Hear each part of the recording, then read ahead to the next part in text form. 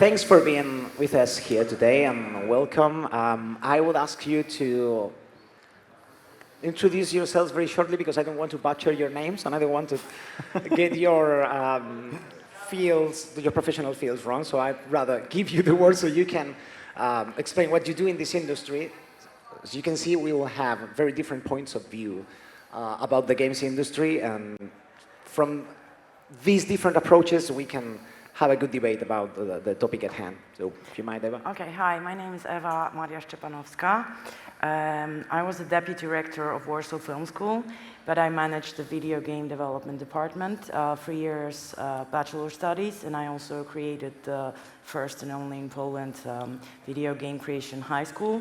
So I managed the curriculum, managed the lectures, students, and cooperation with the market. And I quit last year, and I founded a foundation which is called the Culture Interactive with Pavel from 11-Bit Studios. And our mission is to promote video games as art and as culture and educational tools. We are the organizer of the first International Student Games Festival and International Game Development Schools Network. And so my point of view is, I would say, education. Thank you, Eva.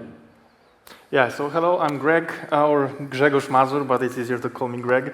For 10 years, I ran my own studio called Wild Monarch, when I was a co-founder and technical director, I would say, but I do everything right now from production, programming, direction, business, and this kind of stuff, but more technical, not less of creative.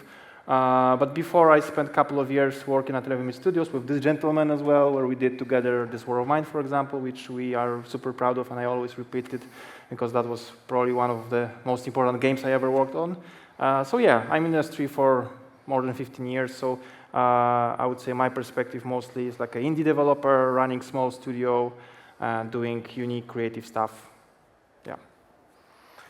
Hello, my name is Paweł Miechowski. I work at 11-Bit Studios for like 16 years by now.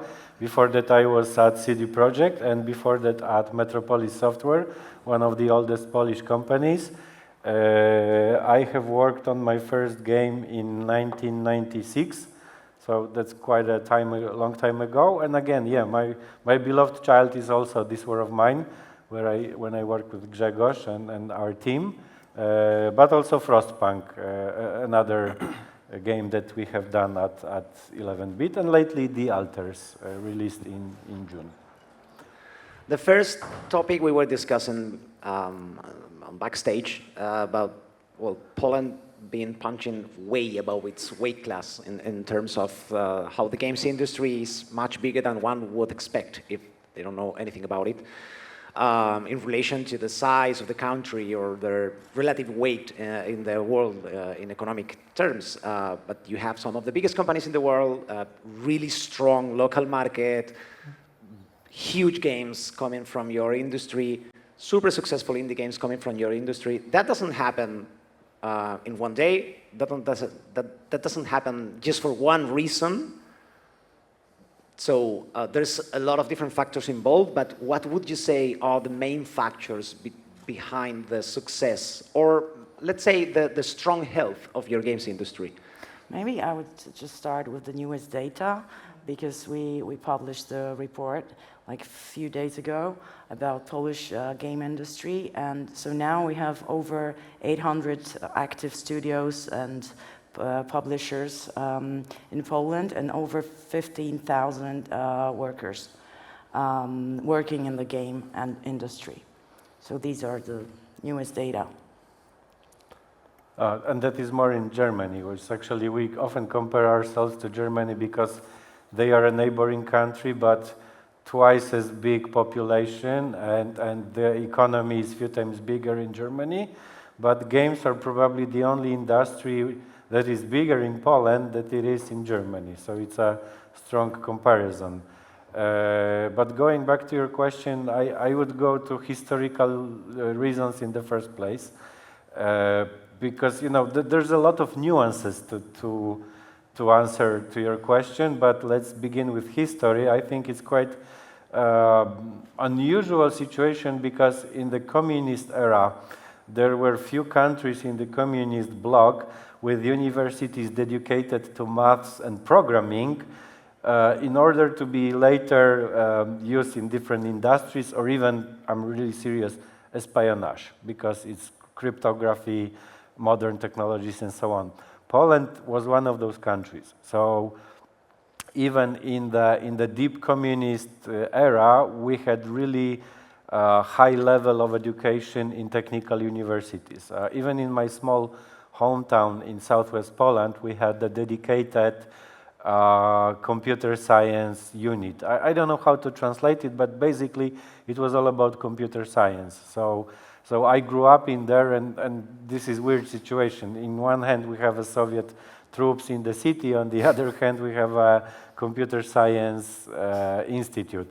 But that meant that even in the 80s, I remember that my brother, one of the founders actually of 11-bit Studios, and Adrian Chmielarz, you may know him as creator of Painkiller, Vanishing of Ethan Carter, Bulletstorm, Witchfire, lots of pretty known successful games. So anyhow, what I mean, they went to the same high school and they had access to the computers in the high school because they were accessible. So they were learning how to program since, young age. And when the communism collapsed, there was already a ground for people interested in that. Another thing is that there was no copyrights, so illegal games were super popular. Anyone who could afford Amiga or Commodore 64 had access to super cheap illegal games, but there were no illegals because there was no copyrights, so you could actually legally pirate games. I know this sounds weird, but... It was illegal here, but we did it anyways. The rightful approach to copyrights was in the middle of the 90s. Before that, everything you could pirate as much as you wanted, and it was still legal. So, including myself, I was pirating anything I could, playing a lot of games.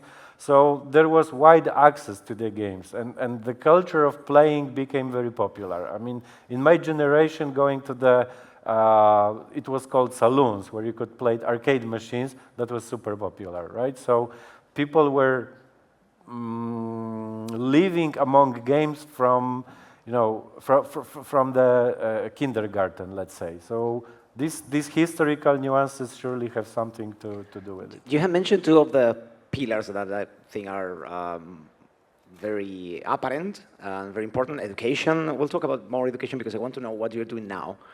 And a historical interest for games. But there's another thing. You need a continued corporate culture, so to speak. Now how to run a games development company is fundamentally different in skill from doing games. So Greg, you have run several indie studios, if I have understood you well. How has that evolved over the years, and where that institutional knowledge comes from in the case of an indie developer in Poland? I think it comes mostly from conferences, trips, and talking to other people, because this is a very global industry. So we talk to everyone around the world, even here, right, with the different people who run the studios, and we learn like that as well. So we exchange knowledge, because I think the very early companies were quite wild, and then maybe didn't know how to do it properly, but over the time we were able to learn it. But I think there's also one thing, cultural, and also I think it's kind of post-Soviet, that we have this, I'm not sure about the other countries, but in Poland we have this, there's a word that I don't think it's possible to translate to English, like kombinować. Yeah. Kind of figure Street out. smart. Figure out. Yeah. So we have this sense of kombinować, which is very smart way of solving the problems. So we have this in our Creative. blood. Yeah, creative, and not always maybe very legal. But going on shortcuts and be very smart with very little resources, because that's how it was during all the Soviet era and so on. So everyone was super smart. So we had to be able to live and build stuff from nothing, right? So I think that's also a cultural thing here in Poland, and we know how to do things from nothing, and that also helps the industry. So all these things together that Paweł also mentioned, but all the other also some aspects of life helped us to build a lot of companies. And even if we fail, we learn very quickly, and we can then succeed based on failure. So Yeah, I think but there's some magic in that. I would add to it, Antonio, that in the 90s, when the communism collapsed and the first companies were being started, like legal, proper companies, there was indeed a lack of knowledge how to run businesses. Yeah. So it was like they were run in an amateur way. But the nuance is that people were super cheap to hire. So I remember people coming from the West, from big publishers like Atari, Eidos, and such, looking for super cheap talents because the programming knowledge was there, but there was no need to overpay because people were super rich. So there were people from the West coming to Poland looking for, startups, companies, and such. We did not know how to run those companies, so we were learning from them, but in a painful way. Because I really remember times when big companies tried to screw us, and they did. So once it's painful, second time it's painful, but the third time you learn how to actually secure yourself in a legal way, how to take care about your business rather than be just, waiting for the grace of the big guy from the West. Specifically Americans, British, German, because they had the money and they were the ones approaching Warsaw or other big cities where the startup companies were. So I think it was learned the painful way. But also, like Grzegorz said, going to conferences. Even in the 90s, I remember first companies from Poland going to E3 when it was back in Atlanta. Not in Los Angeles, but in Atlanta, just to meet people, just to learn, how to run businesses. Eva, right now the training programs, the universities for games development, I assume they are laser focused on different careers in the industry. You cannot do, like in the past, I studied programming, then I learned to do some arts, and I can do a game by myself. You have to learn a specific trade. How are you approaching that, on the one hand, to keep another one of the reasons of success for any industry, which is having a professional workforce available, and also something that personally bugs me.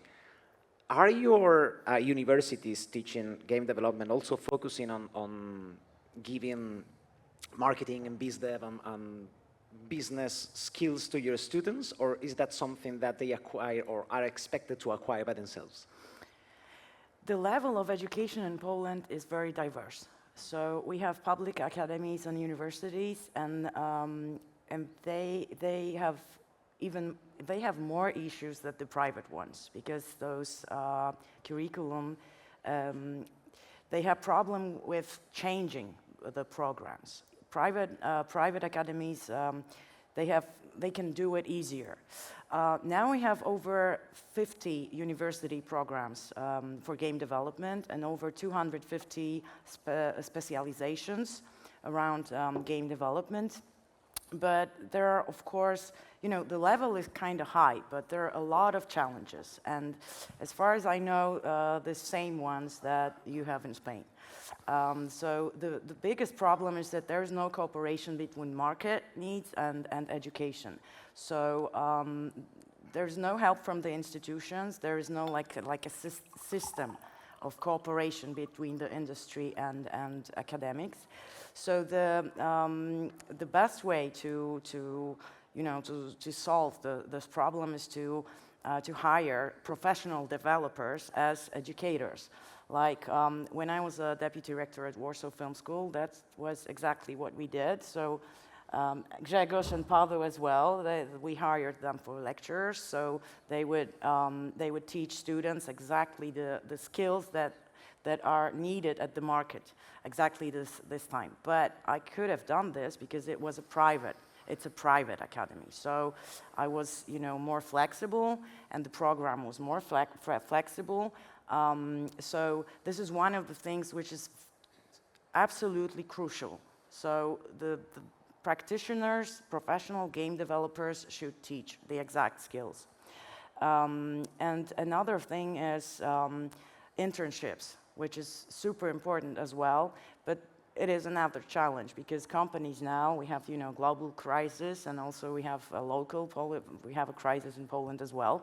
So studios, they don't want to hire juniors or organize internships. So this is kind of a problem now, and many more challenges as well. So that's why me and Pavel, we founded this foundation, Culture Interactive, and we help education, like organizing the Student Games Festival, which is actually a international conference, and which is an opportunity for the market to meet educators. So educators can learn from the market and from the professionals, and also professionals can have the access to young talents.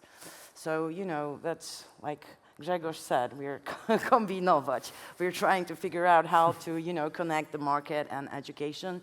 So yeah, and we're doing kind of lobbying to go to to talk to institutions like the Ministry of Science, and actually we had the meeting with the Minister of Science and looking for the support, like systematic support. So strong education system, but with its own challenges as well. Oh yeah, a lot. There's something else that I think it's, if not key, at least important for the success of your industry, and is that success called success. You have big companies. At some point, one company makes a breakthrough hit, it stays. The company doesn't sell to Chinese money, to Tencent or whatever, so that strengthens the fabric of the local industry, in the sense that I always say that we don't have an industry in Spain, because an industry is a fabric where if I lose my job, I've got 6 different companies where I can drop my resume. We don't have that because there's a lot of new companies that pop up and then disappear in a couple of years, and so it's difficult to have a circuit for professionals to go from one company to another. The fact that you have big companies that will survive for the next decade makes it a more realistic path, a more realistic professional path. There's a way for growth. You can find a new job if you lose yours. You've got CD Projekt, you've got 11 Bits, you've got many different big companies that will be there. What does it take, because we haven't managed to do that, what do you think it takes for a medium-sized company, like a indie company makes a breakthrough, it's time to grow. How can you survive that growth? Because we have had, in the past year, the sad story of a couple of big, successful indie companies that closed their doors because they were backed by Tencent or some big companies, and when it fancied them, they just shut down the company. That maybe wouldn't have happened if they have stayed private and they haven't sold out. I don't know. What does it take for a CD Projekt to grow into being CD Projekt? That's an interesting case because, Techland actually sold part of it to a Chinese company, right? But the owner, Pavel Marchewka, he sold the shares once it was already a big company. So there are no numbers unveiled, but they say he's a billionaire already because he sold his shares for a few billion. So that's a number. But he built the company before that. So I think one of the nuances is that people in Poland, they do have this tendency to treat the things as theirs. I mean, it's always better to be the officer of your own ship rather than to serve on someone else's ship, right? So this sense of entrepreneurship is popular. It's a popular way of thinking. It's better to be a captain of your own small ship because it's yours rather than to be a part of another which is maybe even bigger. But those small ships grew up. I think it's because the history dates back. Even I remember that Techland started in the early 90s. So think about it. That's 30-something years of development before this company started huge. CD Projekt, same situation. I remember when we were a developer back in the late 90s, CD Projekt was a publisher of just physical boxes in Poland. They had a license for Warcraft, for big IPs, basically, to be published in Poland. But they had an idea, we had a game, and they had an idea, let's make a very first Polish game with full Polish audio, and let's publish it on CD. And for us, it was like, wow, a breakthrough, what a great idea. And from the business perspective, it was a great idea because the game sold really well only in Poland back then. But what I mean is that they grew step by step, slowly but steadily, from a small company.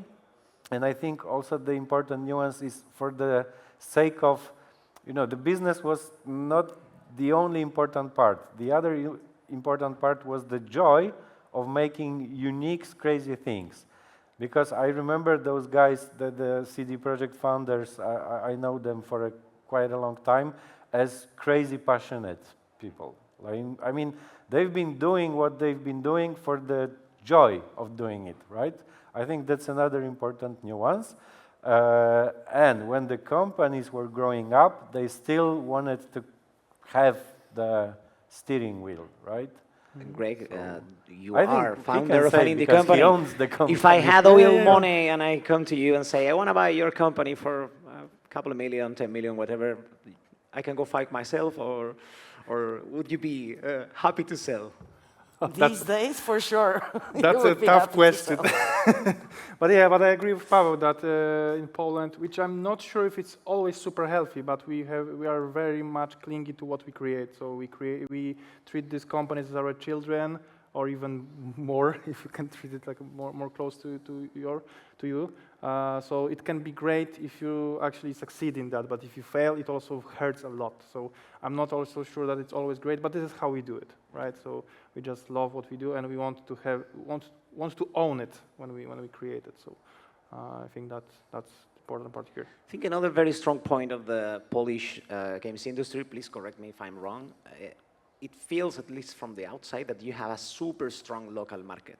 Like I work for many different clients, and my biggest clients who can afford to do localizations, like we can ignore, I don't know, no offense, Spanish, for example. We can it's not worth to pay for the Spanish localization, but we cannot afford to skip Polish because we know we sell a lot in Poland. Mm-hmm. I disagree, because we are a publisher. We are a publisher of Spanish games, of Moonlighter, which is done by Digital Sun and Creatures of Ava. Both teams are from Valencia. I disagree, because Spain is big enough, plus Spanish, I know there are different dialects of Spanish, but still Spanish is understandable in South America. Even they have, those different dialects. So still, Spanish is a huge part of the world. So it always makes sense to translate to Spanish. But Polish version of games, indeed, it makes sense, but I would say probably the last decade. Before that, the market was too small. So it's tightly connected to the development of the economy itself.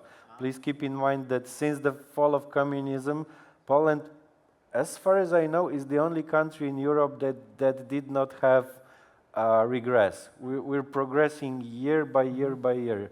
GDP is growing yearly, right? We overpassed Portugal 2 or 3 years ago, right? When I remember in the 90s, for us, Portugal was the West. Now, well, people from Portugal are going to Warsaw to find jobs. So I would say the direction changed, right? But the point is that it's connected to the growth of the economy. I don't think that really 10 years ago it was that big market. Also, another thing that I see from the outside, and I might be wrong, it feels like it's a very PC-oriented market.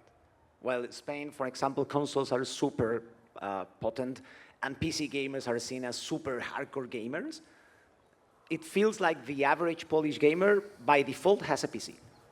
Yeah, that's true. I also have this comparison with mobile, because when I was traveling to different conferences around the world, everywhere the mobile was super big, and the biggest companies are sometimes mobile, and in Poland it's totally opposite. Like the biggest companies are always PC. We have some good, of course, mobile companies and some big, but PC is, I think, the main thing.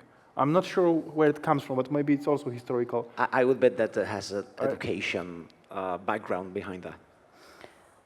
I think so, because accessibility to PC machines in the 90s were super easy, so it grew like that. But console market is already also big enough, because a lot of people simply has PS5 or Xbox or now Nintendo Switch, number 2.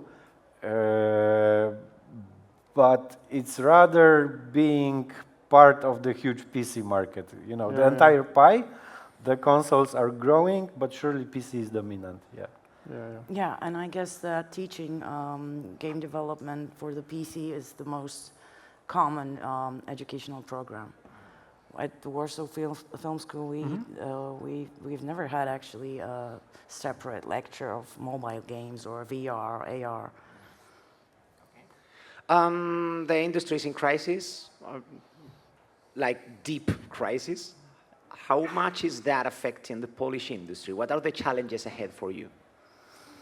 So I can tell from the perspective of smaller companies that it's very bad for many companies, especially for these medium companies. Like we had many companies between like 80 to 100, 150 people, and most of them are gone because we were not able to be self-sustainable, and too many companies were dependent on actually publishers' money, because usual model was to just sign a deal when publisher funds most of all development expenses, and then we ship the game. But once before the finishing this game, we sign another deal for the next game, and that's how it goes and grows. So this model just disappeared almost over a month. Who had a lack of having like a longer deal survived longer, and right now collapses.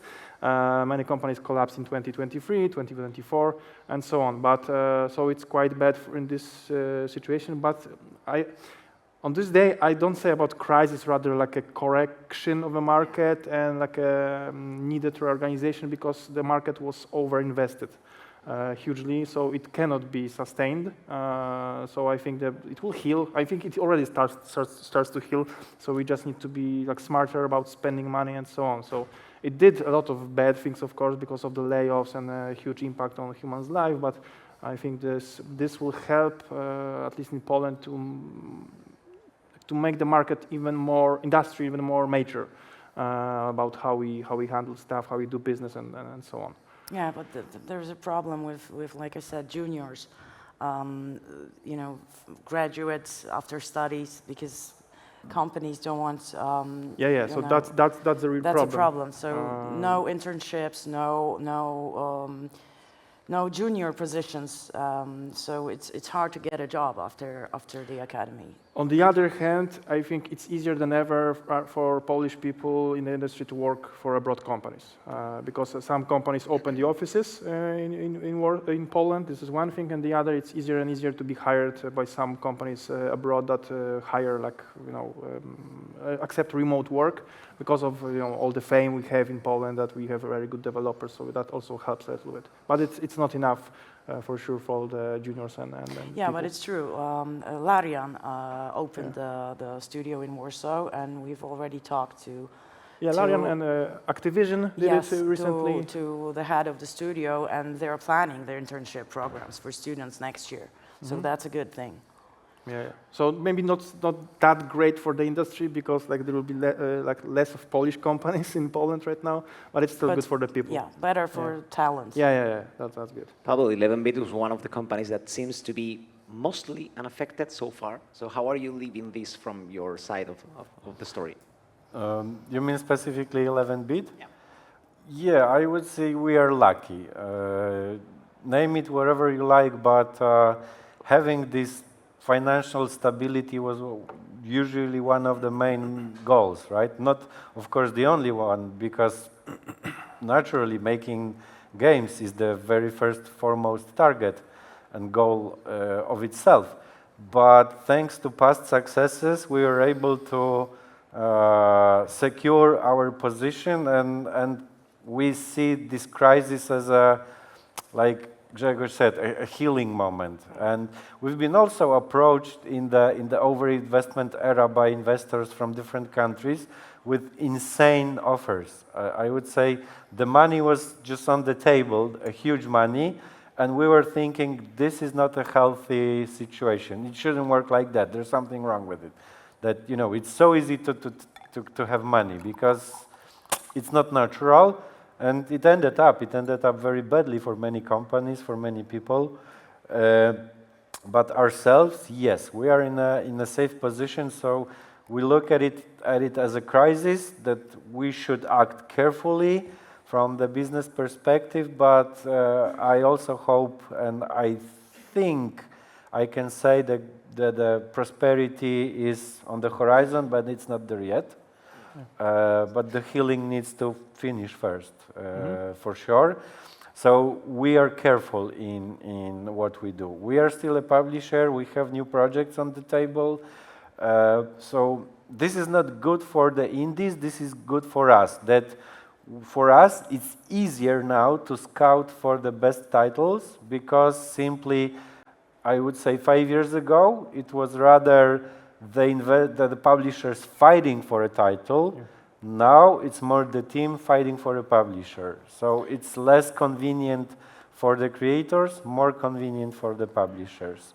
So it's like, you know, a conundrum that is swinging the other way around. But it connects somehow to the question you had at the beginning, that how we learn to do business and so on. So industry in Poland was growing all the time, and I think this is the first big crisis we have. Probably, yes. So, okay, we are learning over time how to do business, how to run companies. We're learning from abroad, but I think this is also a great learning moment for many companies. That, you know, when everything goes well, industry is growing. Even if you do mistakes, it all works out because it's all growing anyway, right? But yep. When there's a tough situation, then you have to learn how to actually survive. So that's the great learning moment. Exactly. I think it's for true. Those of us, hopefully me too, who survive this crisis will be way stronger and way wiser to survive future storms. I want to take a step back from the Polish industry and ask you, when you look at the Spanish industry, not the Spanish market, the indie industry, also the Spanish academy around games, what's your opinion of how things are here? How do you see what the Spanish industry is doing? So I will say from the perspective of a publisher that for us it's a very attractive market. So basically, if you think, we already, to give you an example, we have Spanish employees at our team because Warsaw gives similar salaries, but the costs of life are cheaper. So if you relocate to Warsaw, you can actually have economically, at least because the weather sucks in Warsaw, comparing to Spain, but economically you can have a good life, right? So it's an attractive target. But as a publisher, for us, it's super attractive market because there's a talent pool. The people are creative here. This is how we, you know, we've been scouting here since, actually, you know, we've been at the previous Fun and Serious Games Festival specifically for that, to look for the great titles, as we've been there as 11-bit. And same situation is actually right now. We're scouting because I see games are original and people are, I would say, hungry for success. There's this, and it's a natural hunger that I really like. So it's like, you know, being brave. And bold, and I like that. So I haven't seen all the games yet here at the exhibition hall, but I really like what I'm seeing, and let's see what happens next. But so far, we had a great experience with Digital Sun. With Inverge, the game did not sell super well, but luckily quite well. I mean, Creatures of Ava, published some time ago.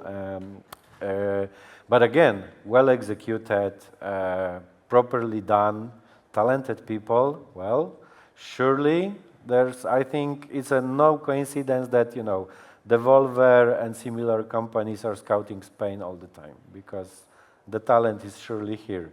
I think the biggest difference is what you said before. You didn't grow your own AAA studio yet. That's a big difference. So everything is around the indie scene. Greg?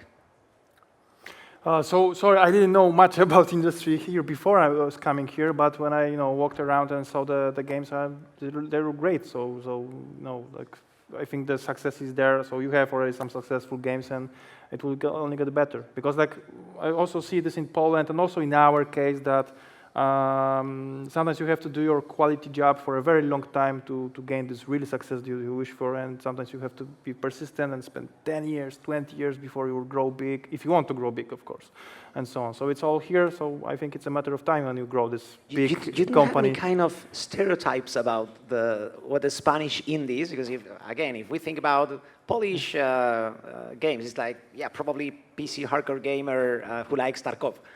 Think Okay. about France. It's gonna be super, visually striking and very beautiful, very centered about art and design.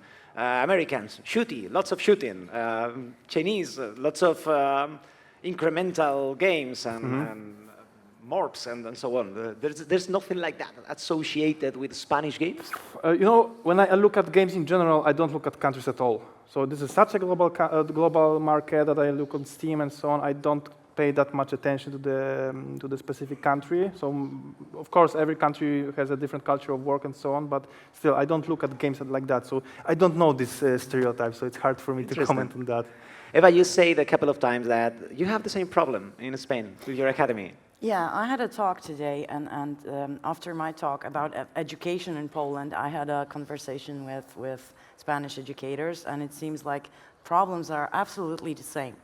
And me and Pavel, as our foundation, we travel a lot. We've been to Slovakia, Lithuania, Czech Republic, and we talk to educators, and exactly the same problems. And like I said, the biggest one is the cooperation between market and academies. So there's like every country around us has the same challenges. That's why we came up with this idea of International Game Development Schools Network, which we've already started working on. And it's going to be kind of a platform integrating schools and academies and associations. We already have on board Dutch, Czech Game Developers Association, Slovaks, Serbians, Romanians. So we're planning to have a conference annually every year, and also, the mission is to figure out how to solve all those problems, to standardize educational programs, because that's another problem. Every school teaches something else. You have this. Even in Warsaw, you have one academy that teaches only Unity. The other one teaches only Unreal Engine. So we need to, figure out some standards so Polish game developers would be able to work in Spanish studios, and so this is one of the ideas to solve all those challenges. So I take it there is no such discussion in the European Union institutions Not for having yet. a standard curriculum, right? No, there is nothing like that. So that's why we're talking to institutions as well. We are planning to apply for some fundings from European Union, just from Creative Europe program. And that's why we talk with a lot of, in universities and academies across the European countries, but also we talk to Finland and USA during the Student Games Festival. So we think we can, manage it somehow, and that's our mission. That sounds But great. it's a huge project, actually, a huge one, and we're at the, beginning. It's a generational project. The work of a lifetime. We'll see. I mean, But it makes sense. In a good sense, in the sense that it's something that will affect so many lives that it's not to be done within 1 year. The Yes, super but- nice thing is that one student came to me after my talk today, and she was like, "Oh my God, that's exactly what we need. So thank you so much. We students, this is exactly what we need. So please do that. Go on." We are almost running out of time, but I want one headline from each of you, from your different perspectives and points of view, for small indie developers, game dev students, just as a, piece of advice some tip, something you would have liked to tell yourselves when you were younger and entering the industry? I would say don't give up, and just, it's all about the passion. It's passion. If it's not your passion, just don't do that. Because after that, you know, if you're not passionate about games, if you don't love games, if you don't play games, don't do that. I had this option when I worked at the school. We have some students who thought that, oh, game development is a good money, right? That's going to be a good job. But I would ask, but do you play games? Can you? Yeah, some mobile stuff, but that's good money. So no, don't do that. Video games are you need to be passionate about it. And so when it's your passion, you're gonna make it. Yeah, I was going to say the same. So Sorry. no, like So maybe that's true. Yeah, but from a little bit different perspective. So what especially because of this crisis also, I started to question some things, whether it's for me and whatnot. So the piece of advice I would have for myself, so for everyone else, is to be persistent. Like, do it all the time, and don't give up, because the failure is once, the failure can be second time. But when you also look at the history of many developers or studios, very rarely someone has the success at the very first time. Sometimes it happens, like we had Super Hot in Poland, which is like a amazing success. It happened, it was the first game of the company. Actually, company is gone as far as I know.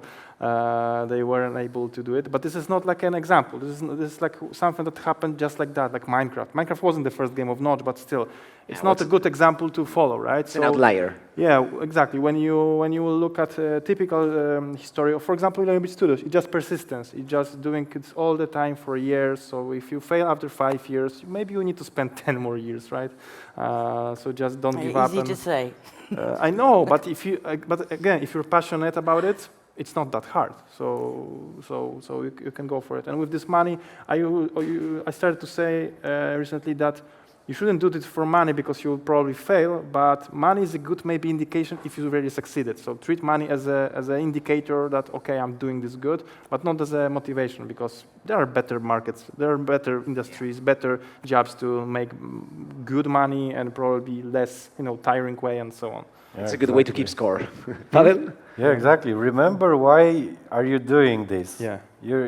If you think about the outcome, it's already the bad way. It's all about the process of creation. I've been doing this for years, and looking back at the past, the time I really recall as the wonderful time are the times of creation. There was something where I can imagine and put into motion and make it alive. I think it's not a coincidence that probably the most successful games were the ones where the creative process, where, I was part of a wonder team. I was part of a wonder team with this guy. We were like a great team back then. Yeah. And we were not really thinking about the money. It was just, this is, pardon my French, fucking fantastic. Let's do it. It was a passion, and I'm specifically mean this word of mine. This was a passion project, and it worked. But we're just in the middle of it. So always remember, why are you doing what you're doing? And keep it doing for the sake of creativity. Thank you very much. We're out of time, but it's been a very interesting discussion. Por favor, un aplauso para nuestros invitados. Pavel, Greg, Eva, thanks a lot.